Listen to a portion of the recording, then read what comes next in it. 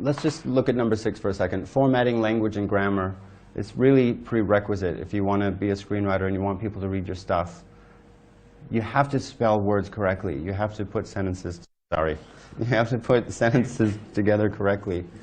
You should, because if you can't put a sentence down, how can you tell a good story? I mean, maybe you can, But in this industry, the people who read scripts are always looking for an opportunity not to read your script. So if you send an email and the subject heading has a typo, or the email has a typo, or it just reads ridiculously, or they're trying to get through page 1 and it's hard to get through page 1, they're not going to get to page 120.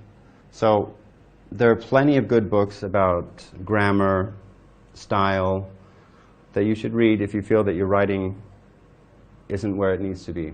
You can look up any movie that you want, and you can read professional writers writing scripts. They're not boring. They have attitude, they have some sass, they have some style. You don't have to be plain vanilla when you write a script. There are certain things that you can't do, but there are certain things that you probably should do. You need to be an author of your work, which means you come from the word authority, that you're authoritative about what you're writing. But don't put in words like, oh, you put in a very badass word. I should just open your script and see what it says. Fade in, exterior, Jonestown Day, 1978.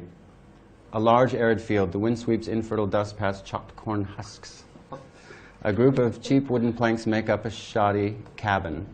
The hinges squeak as the front door flaps in the wind. A soldier paces forward with an AK-47 slung across his shoulder. Surrounding the camp, a chain-link fence and looming watchtowers.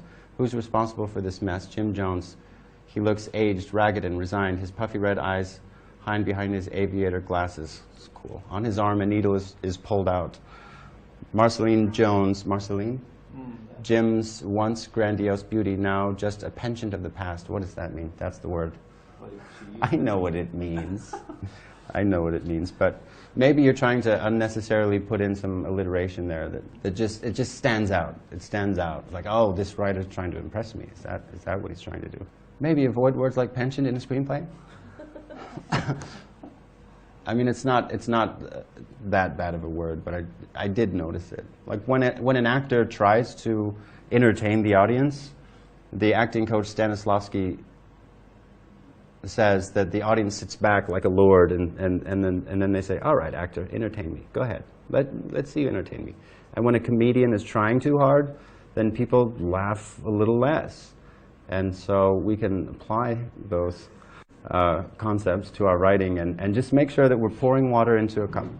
Sometimes there's something called a speed bump, where someone just wants to read through, and sometimes the words are clunky.